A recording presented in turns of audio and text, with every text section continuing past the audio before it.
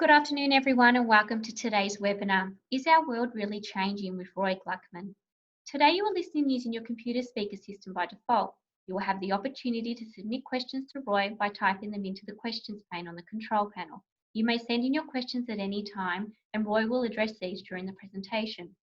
Roy Gluckman is a qualified attorney of the High Court of South Africa and the CEO of COHESION Collective, an equality, diversity and inclusions consulting and implementation firm. Roy has been speaking professionally on issues relating to equality, diversity and inclusion since 2010 and has since developed into an exceptionally engaging, highly sophisticated and passionate speaker and facilitator.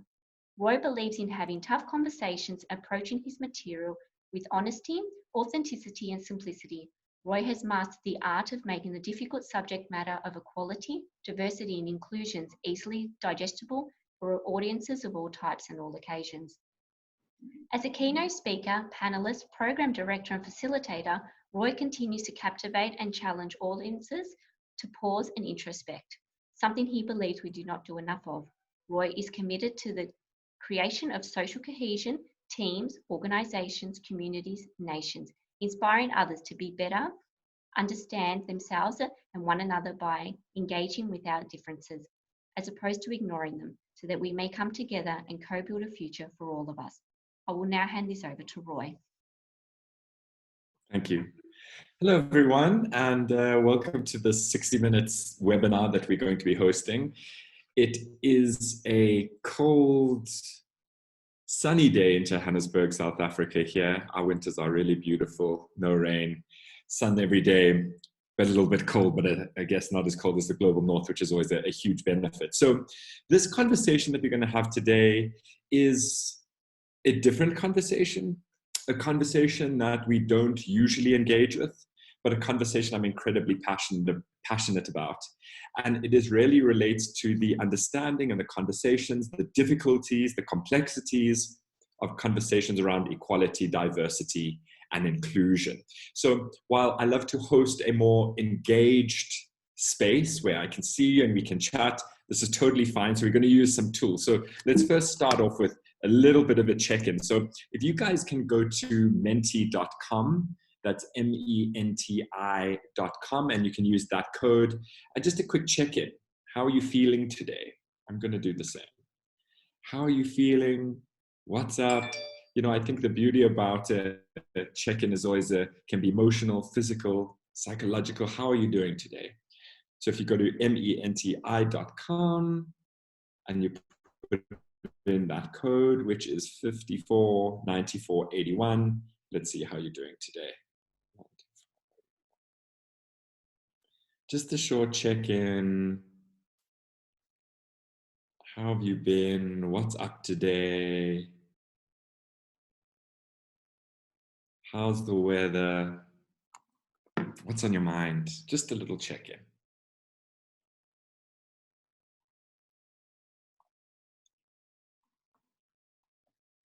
Great. So feeling great, feeling excited, looking forward to this. Great. Wonderful. Relaxed and engaged, sunny outside. Oh, that's fantastic. You know, we had a couple of days because we're now in level 4 of lockdown. So we've had a 6-week full lockdown. And some of the days were really dreary, and those dreary days just kind of seem to match the general gloom of the whole situation. So it's lovely to have the sun out. Pretty good. Exercising, went for a walk, did a few calls, feeling okay, celebrated my son's birthday, sunny day, feeling thankful, feeling great, fantastic. And I think let's go on to the next question. And the next question, I think, is something we don't often ask ourselves, and that is, what is worth celebrating in your life right now? So what is worth celebrating in your life right now? And it doesn't only have to be about work. It can be about family, personal life, your health.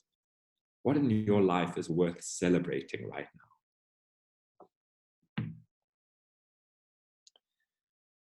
So as it's customary for me to contribute to.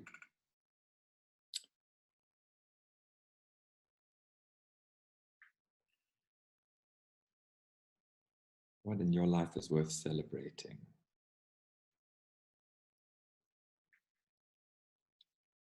I have a job. I think that is really something that That is really, I often think about the uncertainty of COVID that it's created, and really what the counterbalancing reaction or the counterbalancing force to that uncertainty is really a sense of security. So when we're thinking about leadership, when we think about organizations, it's really how we start creating greater certainty, both job security, financial security, and emotional and psychosecurity is of critical importance. Everything really enjoying the balance, and which I don't often have, having good health, great family and friends, and having a job, feeling healthy and well, receiving more client inquiries. Oh, I'm sure that's fantastic. I was just chatting, obviously your industry has hit super hard. So I'm sure you guys are all excited to kind of get things up and running. Good, thank you so much for that. Let's talk a little bit about the series. So as Ida said, my name is Roy, based here in Johannesburg, South Africa. And the work that I do is located around equality, diversity, and inclusion. And we're going to unpack a little bit about what that means today. But I've designed this webinar series, which has 5 episodes, but we're going to be doing 2 of them for you. So today, and then I think we're doing one on the 29th of May. And we're just going to go a little bit deeper into unpacking what this thing of equality, diversity, and inclusion is. Because for those of you who are active on LinkedIn, this conversation around diversity and inclusion, our differences and how we bring these differences together, is incredibly hot topic and hot material. It almost feels buzzwordy. Everyone's talking about how do we create this? But as we're going to chat about today, there's so much discomfort around this conversation. And this webinar series is really us entering into the space of the discomfort. So don't feel shy to engage with me as we go on through this. I'm going to be monitoring the Q&A bar, or if Ida can, you can also send it to me in the chat, whatever the case may be, but we do have questions at the end. But it's really to sit with some of the discomfort, with some of the stuff that we're going to be talking about today, and to really think about, how does this impact me? How does this impact my organization? Because here's what we have to say. Our world is globalized. It is becoming smaller and smaller. And with that smaller and smaller world, we are having to navigate, engage with, intersect, understand, manage diversity and different people more than we ever have before. Now, unfortunately, we don't get a crash course in this. We're not taught to be engaging and how to cross-culturally be competent. If you think about South Africa as a society, we've come from a history of apartheid and separation. Coming into our new democracy in 1994 was kind of like, how are we going to do this? And it's a slow process. And Australia is no different. In fact, no countries that have been previously colonized is any different, right? We still have that very much that us and them approach. And what this web series is about is just looking at the difficulty and saying, this exists. But we're going to go into the first concept, essentially, of what it is that we do here in our work around equality, diversity, inclusion. So now, we did a session one time, it was late last year, and a young man, 23-year-old, comes up to us and he says, you know, guys, I am educated, educated in South Africa, which means that from 9 years old, you are taught about HIV and AIDS, how it's contracted, how it's transmitted, how it's treated, everything about it. It's a very hot topic here in South Africa. So from 9 years old, all the way up until you finish school, you have a section on it, and we learn that it is drummed into our head. So he comes to me after a session and says, I know about HIV and AIDS. I know how it's contracted. I know everything about it. But last month, a colleague of mine came out as HIV positive, he told me. And he said, to this day, every time he brings me a cup of tea or coffee, I cannot physically bring myself to drink it. So even with all the education and knowledge in the world, still he could not change that behavior. So when we're thinking about the skill set of the future, really what we need to be doing is to be changing what people feel in order to change what people believe, in order to change what people think, say, and do. Because it's easy to tell people to say or do something. The conversation and the frustration around politically correctness and politically correct speech sit within that space. Let's tell people what to say or do. But really what we need to be doing is to be changing what people feel about difference, what people feel about the other, what people feel about people of color, people with disabilities, with HIV, women in the workplace. That's what we need to be doing, but it is incredibly, incredibly difficult. And this webinar series is just to kind of look at this and say, this is hard going. So in this episode, we're going to be talking about, is our world really changing? This is my favorite topic, right? And this is the question that I'd like to ask us. So I was asked to speak at a conference last year, and it was called Raising Boys and Girls with the Skill Set for a Changing World, right? So it was parents, teachers, school executives, this big conference for 2 days. Is our world changing, raising boys and girls with the skill set for a changing world? So I'm like, okay, cool. They said, Roy, come speak. I said, I'd love to. They said, please open up the conference for us. I said, like, be totally happy to. And I say, this is my first slide. I show this picture and I'm like, the changing world, right? And I was like, yes, this is the changing world. Look at them. They're all on their phone. Everyone's so disconnected or hyper connected. This is the changing world. Everyone's kind of freaking out. This really captures the idea of the changing world. And I said, well, if this is the changing world, then how do we explain this? That if this is the changing world, how do we explain this? And I think it was at this point that the conference organizers were like, uh-oh, I think we've made a mistake, right? And I said, okay, no, let's give you the benefit of the doubt, right? Maybe this is the idea of the changing world. Betty out of the kitchen, into the workforce in a cute pantsuit, making deals, you know, kind of bringing home the bacon. Maybe this is the idea of the changing world. And then I said, well, if this is the idea of the changing world, then how do we explain what happened here in South Africa last year on Mother's Day, which is actually coming up on Sunday? This is what happened last year in South Africa on Mother's Day. For those of you who can't see it, it says, gifts to wow mom, happy Mother's Day. Right? Gifts to wow mom. Happy Mother's Day. Last year, 2019 on Mother's Day, now this time. So again, the question to the conference, the question to you guys at home is really, if our world is changing, what exactly is changing? Because it's my belief that our world is in fact not changing that much. It is just becoming way more sophisticated at representing the idea of change, the veneer of change, the external articulation of change. But behind the scenes, not much is changing.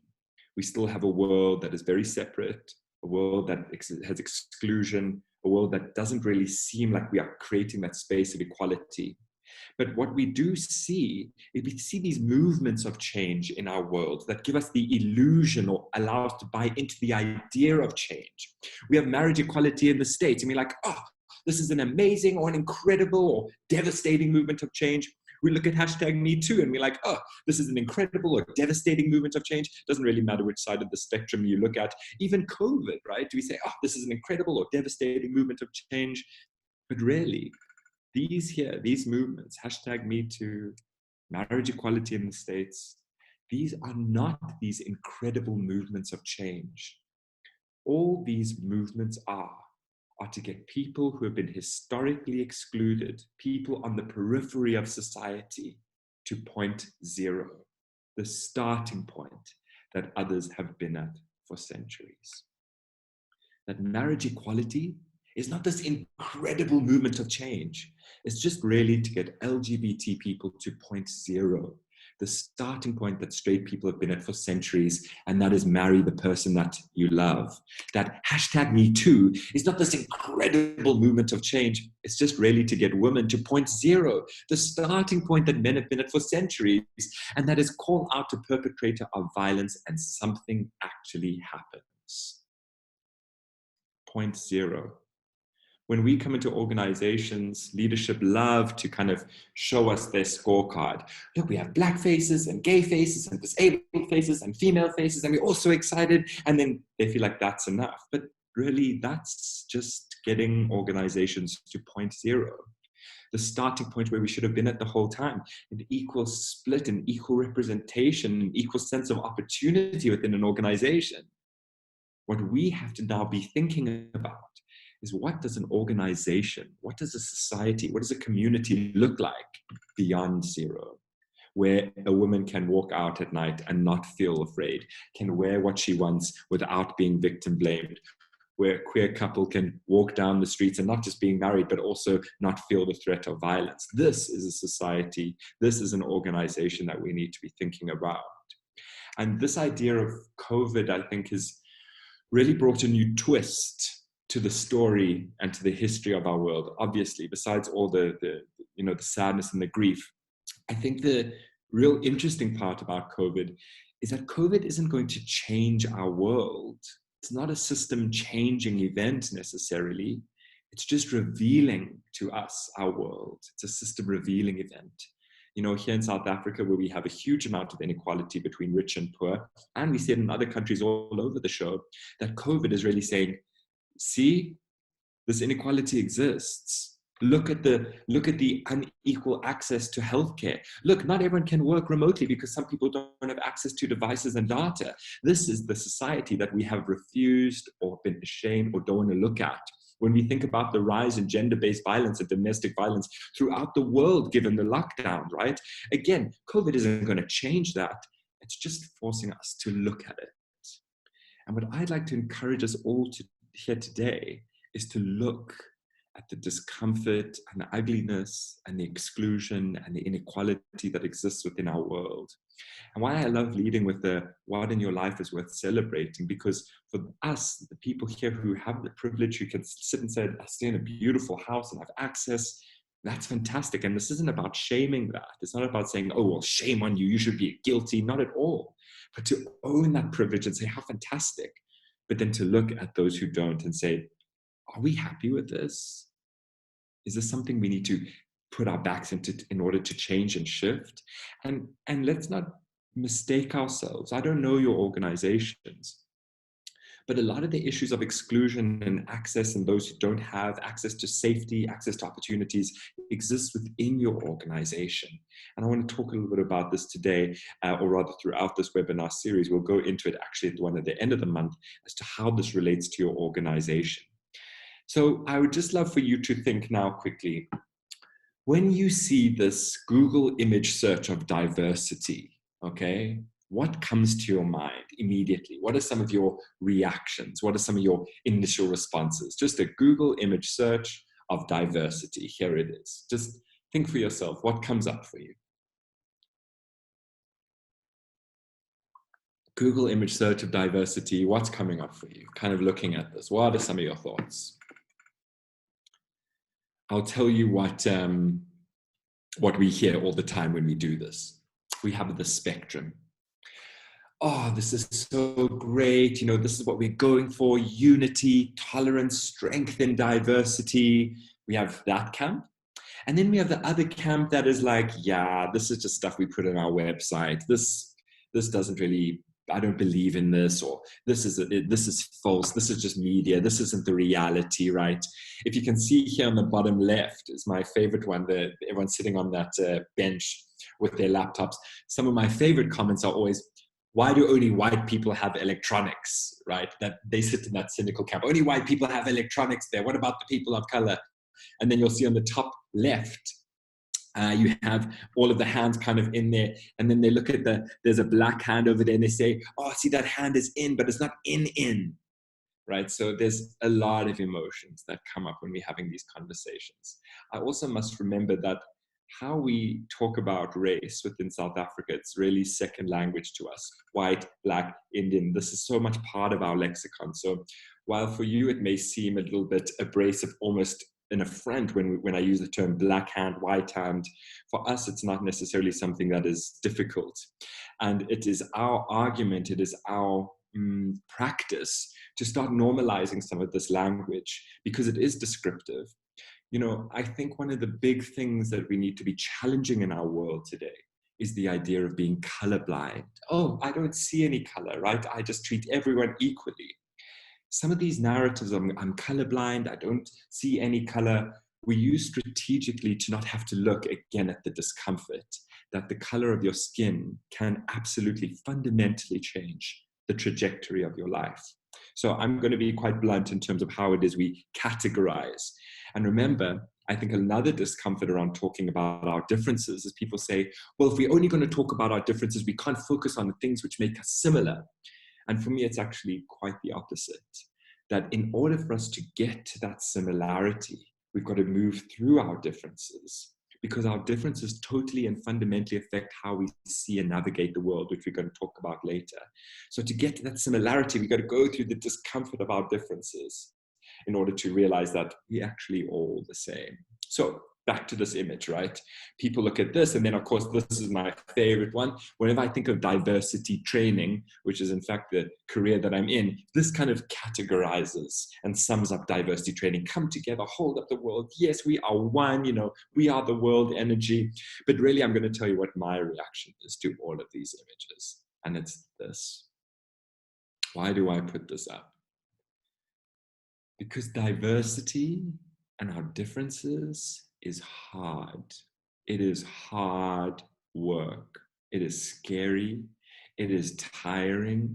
It is painful. It creates anxiety. It creates tension. It creates insecurity. It creates frustration. All of these things come into the equation that these images don't really capture. This for me is it. This is hard work. And I want us to kind of sit with that and say, this is hard. And I think a line which is really a favorite kind of line, which I always kind of recite to myself, and that is, this conversation around our differences is about progress over perfection.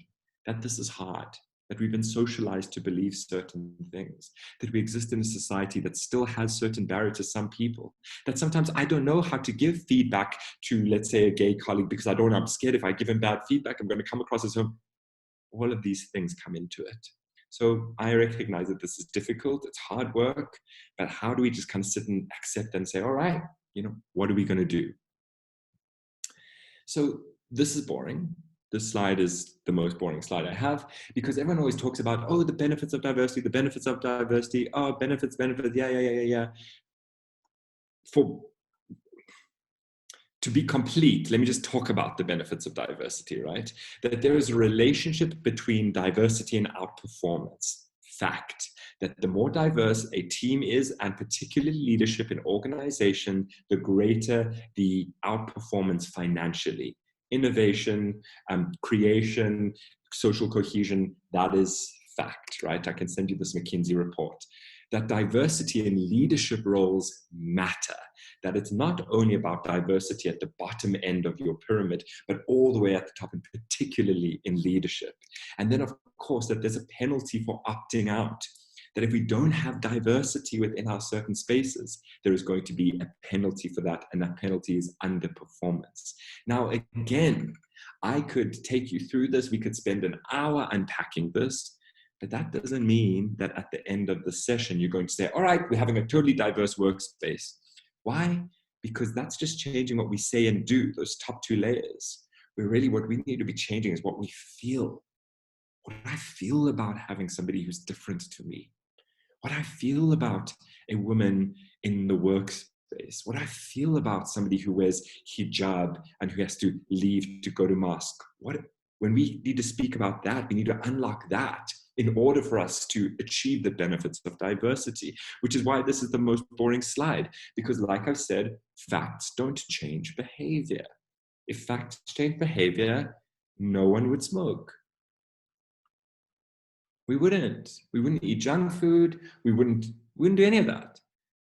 But that's not the case, because knowledge does not change behavior. So that's why this is super boring. We need to work through the tough stuff of the diversity in order for us to achieve these things here today. So whenever we do work, and for those of you who are in leadership positions within your organizations, whenever we go into organizations and we're talking to staff, they immediately say, leadership are unwilling to change. They're unwilling to transform. They're unwilling to listen. They're unwilling to change the culture. They're unwilling to be inclusive. They're unwilling. Then we go and have a session with the leadership. And we look at them, we're like, these guys are not unwilling to change. What they are, however, is unsure of how to. And this here, this intersection, is the tension that exists within organizations. Is that everyone underneath leadership are like, these guys are unwilling to change. They're unwilling to listen. I don't feel safe to speak up. They're unwilling. And then leadership is like, I'm just unsure of how to change. I've only ever done it like this. It's not that I don't want women in my organization or Muslim people or people of color. They're like, I don't know how to give them feedback without being seen as racist. I'm scared. I don't know how to do this. For those of you who have friends in wheelchairs or friends with physical disabilities, you have seen this unwilling, unsure tension. So I've got a friend in a wheelchair. We go out and somebody's coming to greet me and they see my friend in a wheelchair and you can see what's happening in their mind. They're saying, how am I going to greet this person? Do I high five? Do I handshake? Do I go in for a hug? I don't really, and I can literally see the panic and the algorithm in their head. And either what they do is they go in or they don't go in. They go in to greet or they don't go in to greet. But here's, it's the exact same thing. It's if they don't greet, it's not that they're unwilling to greet people in disabilities, that I refuse to greet people in disabilities, not at all. Sometimes it's just, I'm so unsure of how to do it, I'm just not going to do it. But that's the takeaway, is that whether we are unwilling to change, whether we are unwilling to be inclusive, whether we are unwilling to bring in diversity in our organization, or whether we are unsure of how to, is irrelevant, because at the end of the day, when we're unwilling or unsure of how to do something, nothing is happening. So when we're thinking about our changing world and we're saying, oh, you know, our world isn't changing or just the veneer of changing, we need to be involved in that change. And it's not about being unwilling or unsure, it's just about being a little bit more sure. How do I be just a little bit more sure about how to greet or more sure about how to bring somebody in? Because all of us have to be involved in the social cohesion project, because this is what happens when we buy into the idea of change or the narrative or the veneer of change. Two things happen.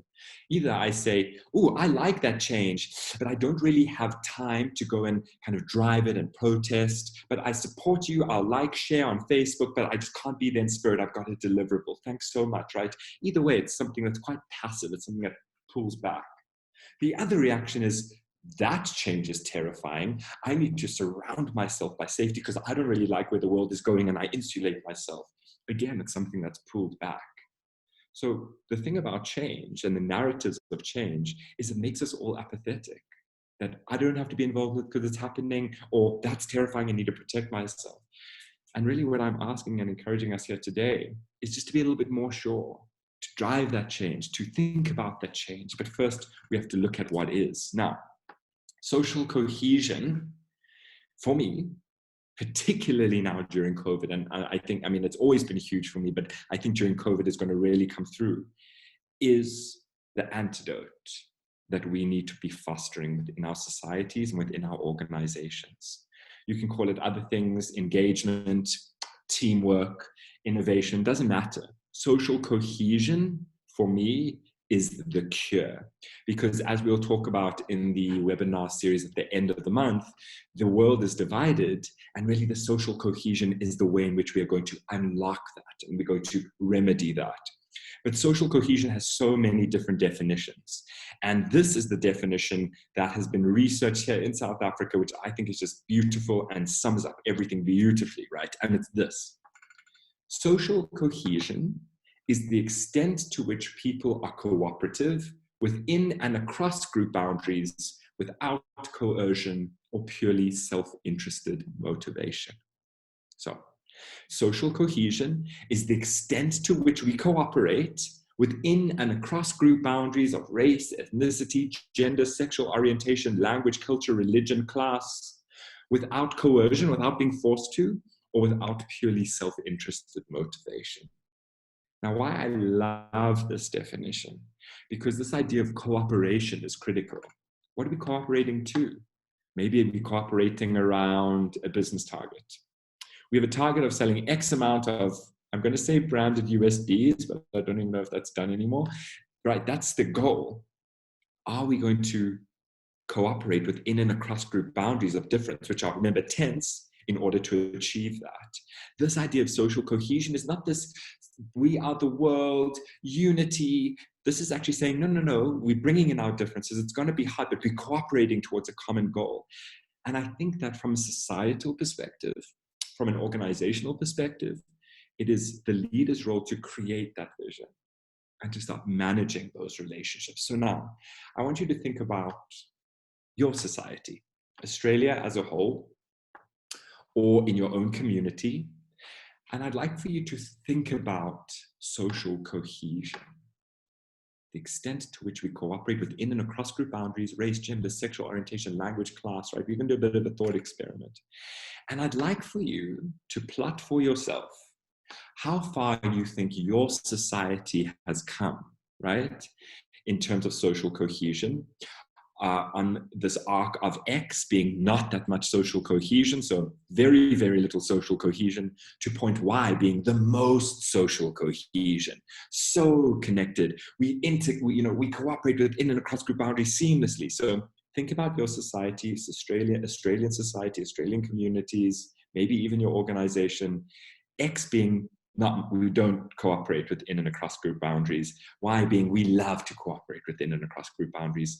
And I'd like for you to go back to Menti and for you to plot for yourself whether you guys think you as a society are either at section 1, which is really low, section 2, midway, 3 doing better, and 4 being the most social cohesion. So let's see if you guys can just plot for yourself where you think your society is in terms of social cohesion. Let's see if you guys are still there.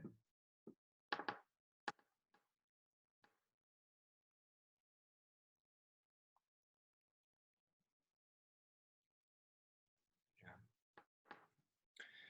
So from a pointed social cohesion of X being not that far, Y being so far, how far have you come as a society within the Australian context or even within your work context?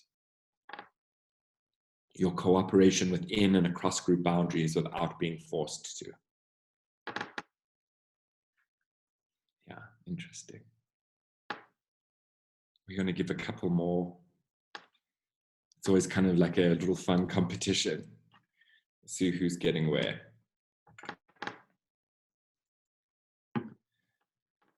Social cohesion. How far have you as a society come from point X, not that far, to point Y, super, super duper? You know, so in South Africa, as you know, we had the 2010 World Cup, the FIFA 2010 World Cup, which is a huge event for us, you know. And for that month of June, you know, our social cohesion was on 1 million. Why? You know, that just as far point, we just interacted. It was a beautiful time for our country. But I think generally we operate in quite a low band within that one band, but the extent to which we cooperate without being forced to is actually quite low. All right, good. So if we kind of look at this, we have 40% in the not that far, 20% in the yeah, kind of, and 40% in the pretty good. So why I find this interesting is because whenever we are doing this process, and it's quite an arbitrary and a random process because, you know, you could have heard something in the news cycle that isn't great. But when we look at this from a global perspective, when we zooming out of our individual and insular societies, communities, and countries and looking at it in a global perspective, whenever I do this and ask people to plot for themselves from a global perspective, the extent to which we cooperate globally, this is where people place us. That when it comes to social cohesion on a global and societal scale, we have not moved that far. That the extent to which we cooperate within and across group boundaries is just not that far. Now, why is this so important? Because social cohesion is really going to be the thing that unlocks the growth, is going to create that sense of inclusion, that is going to be driving humanity, not necessarily from an industrialization perspective, but from a humanistic perspective, from an equality and societal growth perspective. So really, when we're looking at this point of X is not really that far, we need to, in a sense, problematize and say, how are we going to shift this? How are we going to push that dial towards that Y? Because we want our world to change, but we want our world to change for the better.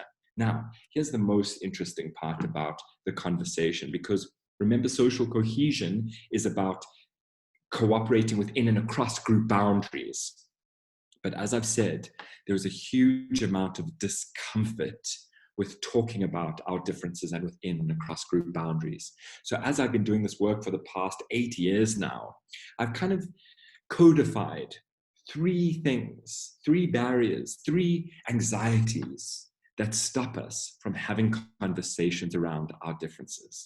And the first one is my body and what our bodies represent. So I don't have you guys live and direct in front of me. I don't have a way for you guys to comment.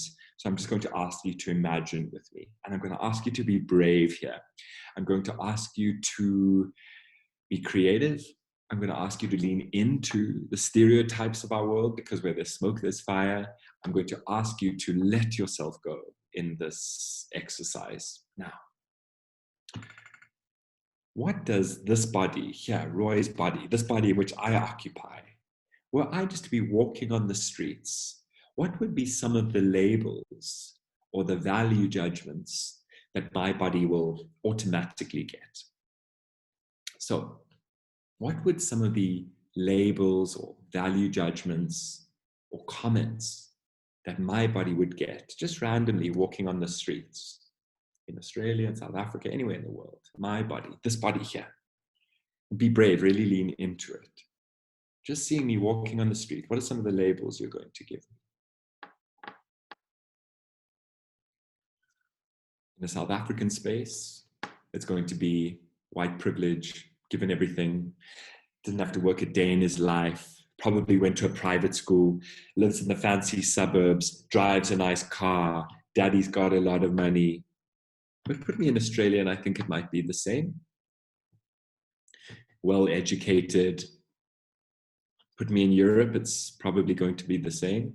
Put me in India, it's probably going to be the same. Put me in South America, it's probably going to be the same. That what my body represents is always going to be something that may or may not represent me, right?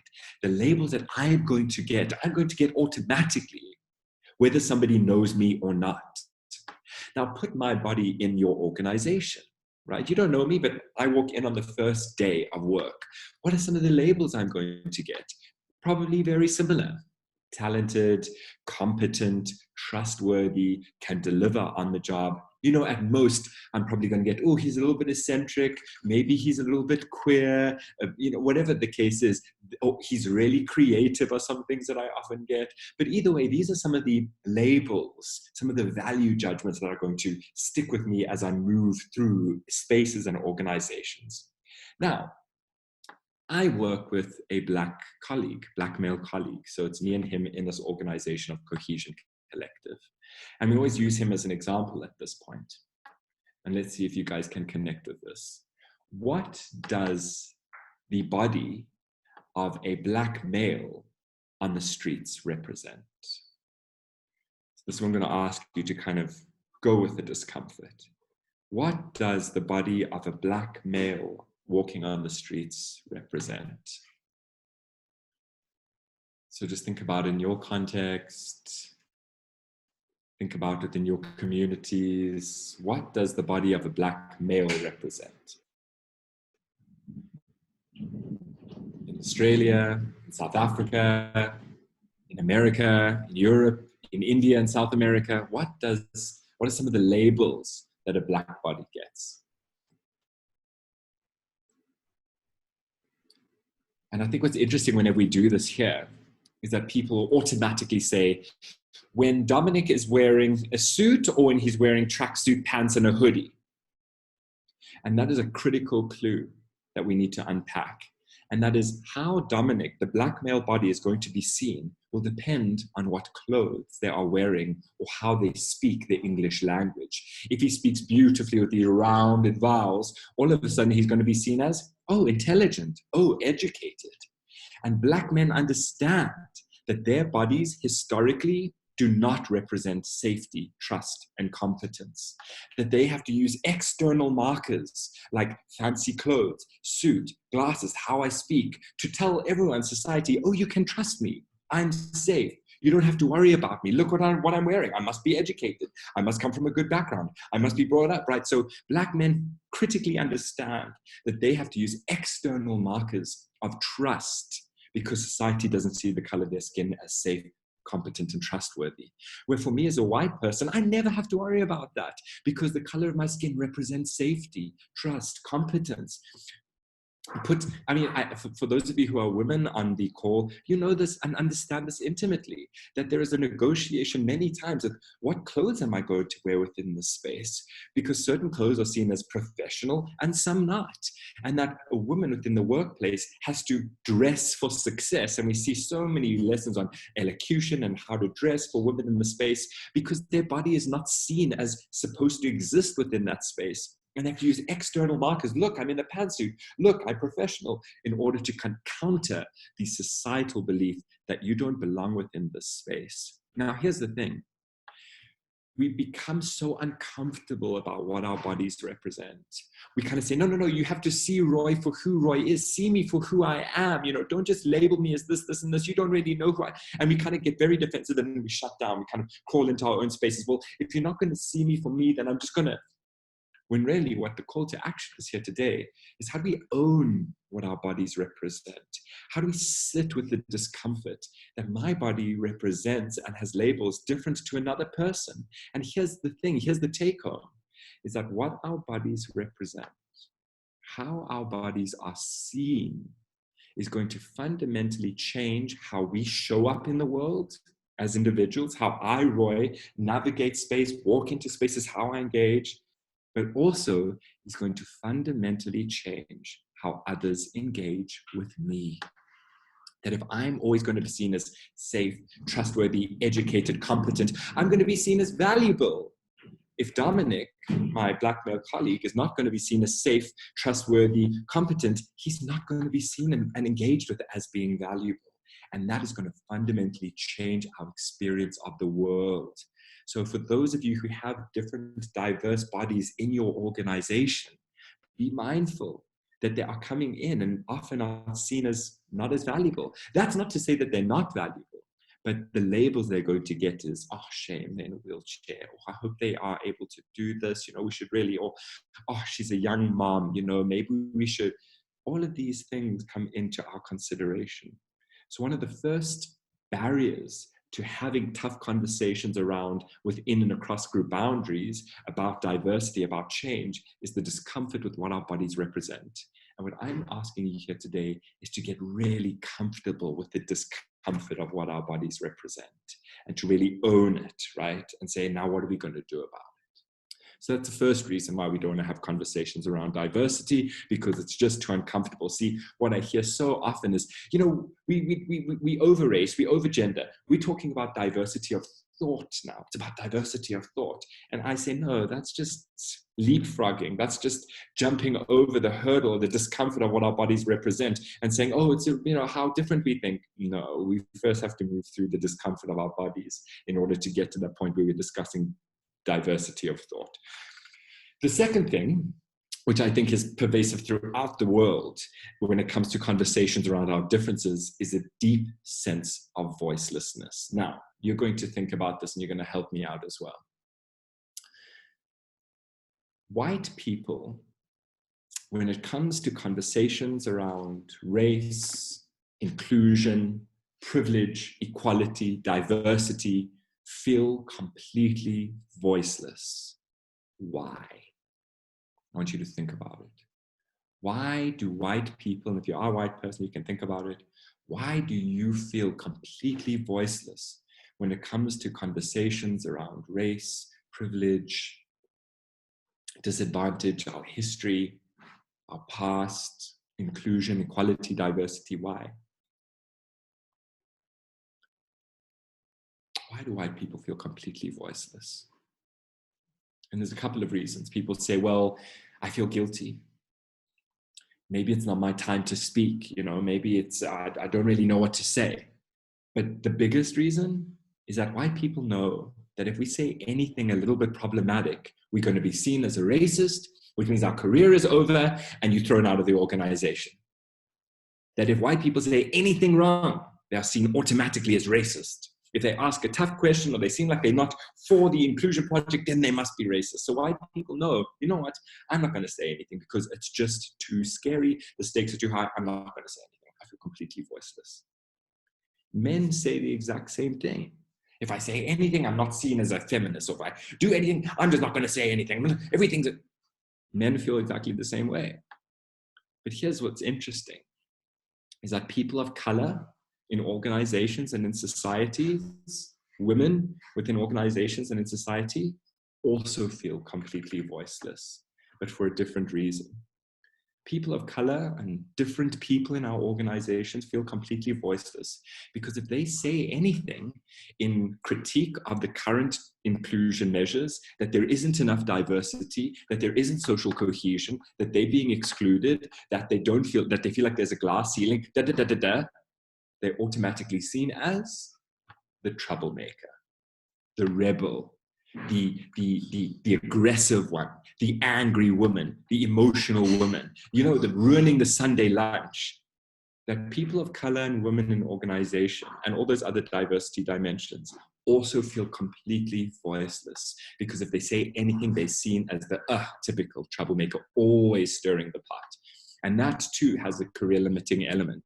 So even for people of color, women and minorities in certain spaces also feel completely voiceless for different reasons, but the same sense of voicelessness. So here's the thing.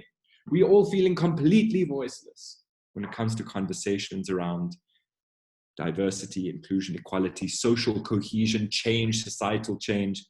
We're all talking, that's for sure, just within our own spaces. And that's what this third level is. And it's what I call the new protest. So the new protest is the reaction to the first two. So my body, how you see me, is going to affect how you hear me, what it is that I say.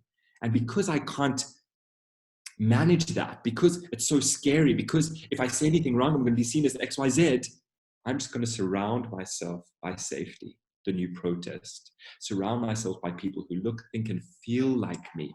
I'm going to have a team of people who look, think, and feel like me, because then there's going to be a sense of safety and we can talk about things and we don't have to clash and we don't have to talk about what our bodies represent because all of our bodies represent the same thing. And it's this lagering, this new protest, this surrounding ourselves by safety, people who look, think, and feel like us, which is the fundamental reason as to why, as a society, as a globe, as a global citizen, as a community of humanity, we haven't shifted that far in terms of social cohesion. Because remember, social cohesion is the extent to which we cooperate within and across group boundaries without being forced to. And if we're just in a new protest, if we're surrounding ourselves by safety, there is no interaction, there is no engagement, there is no barriers. So really, my call to action here today is that if we want to be shifting our societies, our organizations, our communities, our world from low social cohesion to high social cohesion, that we can be cooperating on amazing projects, on targets, on societal goals within and across group boundaries, we have to get very, very comfortable. Firstly, with what our bodies represent, that our bodies will be seen with different value based on certain characteristics, and that's the way it is, and we need to move through that and change that we're all feeling completely voiceless, no matter which side of the race, gender, sexual orientation, ability spectrum, language, culture, religious spectrum, we're all feeling completely voiceless. And that if we really want to be engaging, we need to start exercising our voice and practicing our voice and thinking about these issues and having conversations. Yes, tough, and remember, it's about progress over perfection. But sometimes we are going to get it wrong. Sometimes we are going to screw up, and that's fine.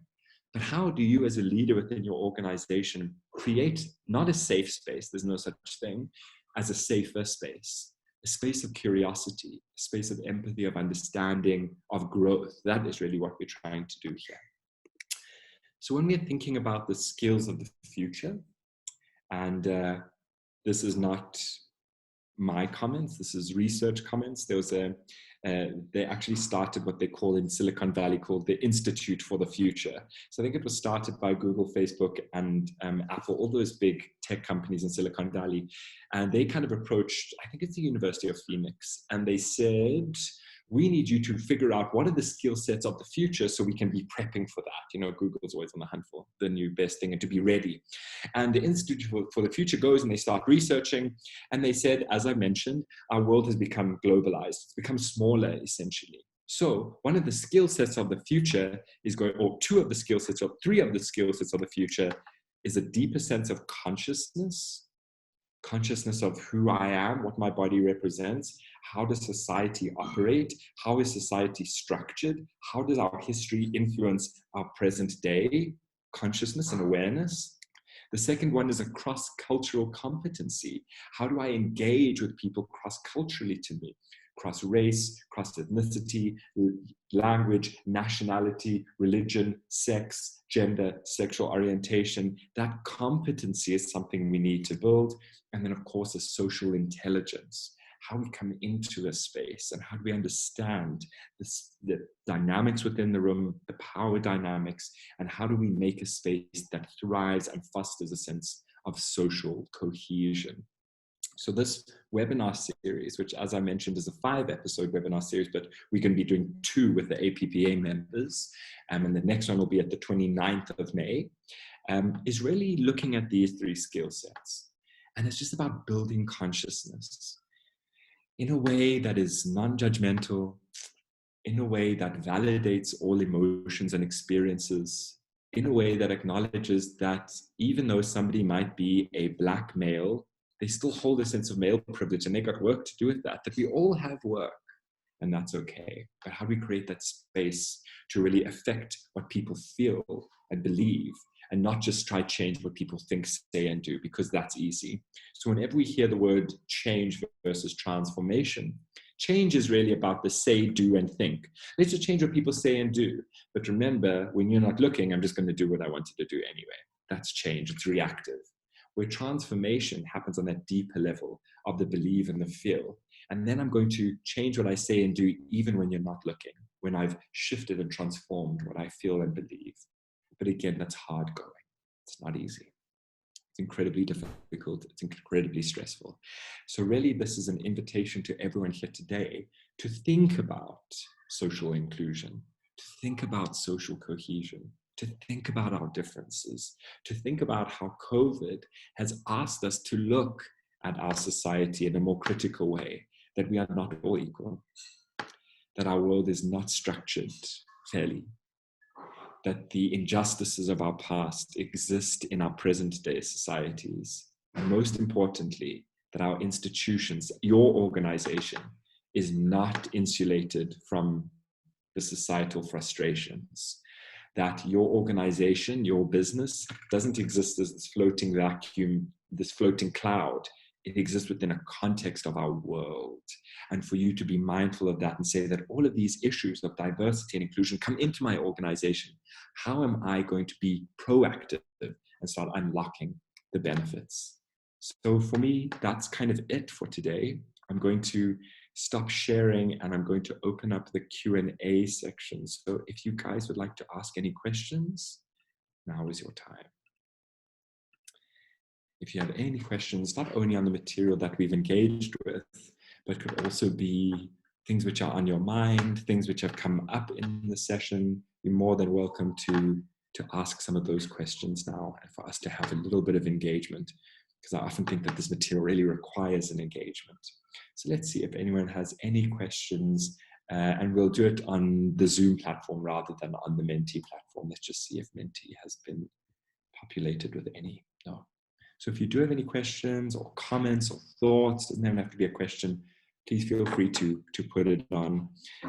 What we will be doing is I'll be sending you this, or I'll send Ida this presentation in PDF form with my contact details. You're more than welcome to contact me, ask me a question, have an engagement.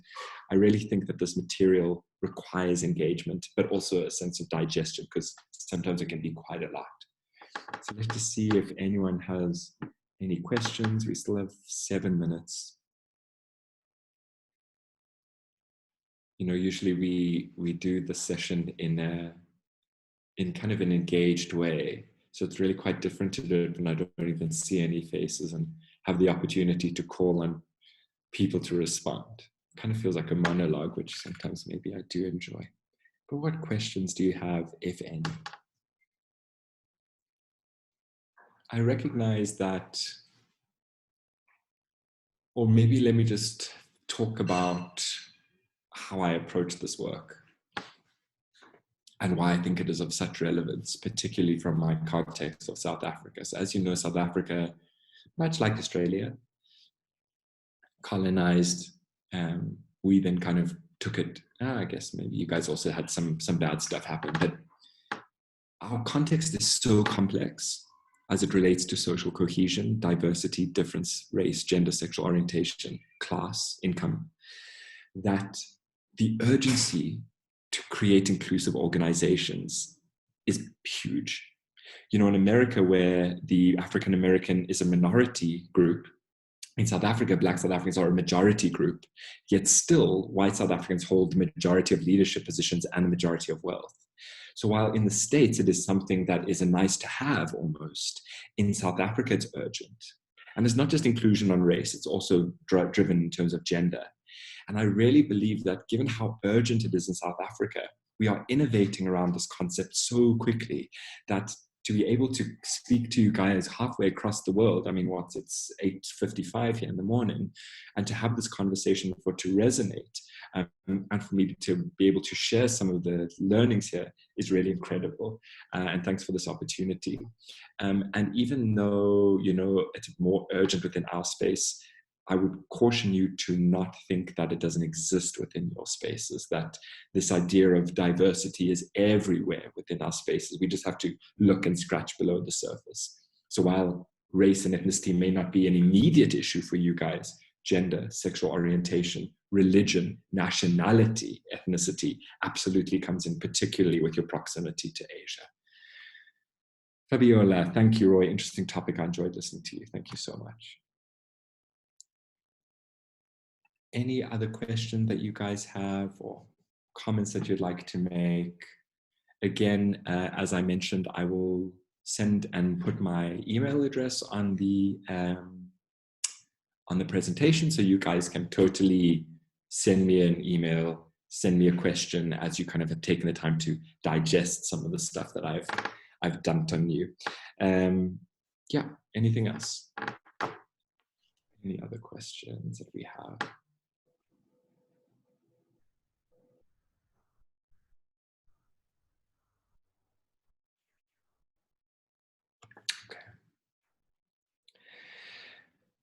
So Diana, while it's a good start considering others' experiences and our initial thoughts or opinions of them, how do we go about changing and evolving? So I think the question is a pertinent question, and it starts with the awareness, right? So it's almost like, so let's think about me. I grew up in South Africa, a white, upper middle class, very, very privileged South African. And still, I was brought up in a community and a society that said, Roy, there's no opportunity for you because you're the wrong race and you're the wrong gender. You know, South Africa has affirmative action measures and quotas. And the conversations in my community was, you need to get out of South Africa. You're the wrong race, you're the wrong gender, you're never going to get a job. Even when 50%, or I think it's like even today, 75% of leadership positions are held by white men in South Africa today in 2020.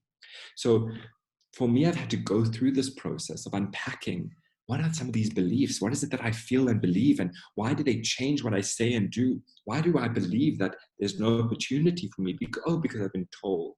So the awareness piece is of critical importance. It's to really say, what are some of my inherited beliefs? What privilege do I hold? What is privilege? And we'll talk about privilege in the next webinar, actually. What does it actually mean? So we go about changing and evolving by really being introspective and what we would call seeing the fish in water. You see, a fish doesn't know that it's in water, right? It's just kind of just living its life, it's swimming, it's doing its thing. And now imagine telling the fish, hey, by the way, you know that you're in water. No, it's just its environment. And I think for society, we have normalized certain behaviors, attitudes, beliefs. We've created water around us. And for those of us who are the fish, we don't even know that we're in water. But for the people on the outside of the water looking in, who don't exist within water as freely as we do, it's incredibly difficult life. It's incredibly painful and incredibly frustrating. You know, we hear women say in organizations, I feel like I have to work 20 times harder than men just to get anywhere. that's that experience of being in water but not being as free. So part of going about the change is by seeing ourselves. Who am I? What am I about? What do I believe? Where do these beliefs come from? And then looking at society. Wait, who's given value? Who isn't given value? Who's given power? How do gender dynamics still play out today? How do race dynamics? How do class dynamics? All of these things, and then understanding. So there's what we call a critical diversity literacy that asks us to see power, to understand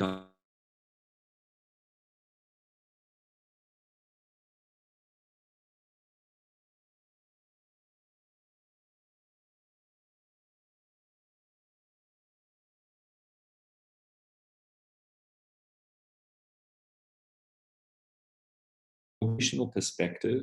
It's about how do we start having these conversations in your organizations, which I think is of critical importance. And then, of course, how do we start driving inclusive practices, inclusive cultures? How do we start training leadership to create social cohesion within our spaces? So that's kind of how we do it, right? It's just about constantly thinking about the fish in water, the fish in water, the fish in water. Guys, it's 9 o'clock. So I appreciate if you need to drop off.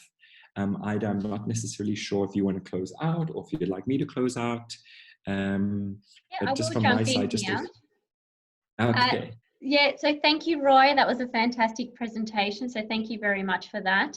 As Roy mentioned, today's presentation is part of a 5-part webinar series. So the next session will be on Friday, the 29th of May. So please look out for that on the What's On email. That will include the next session. Now, the next session is called Why is Inclusion the Future? Please look out for that.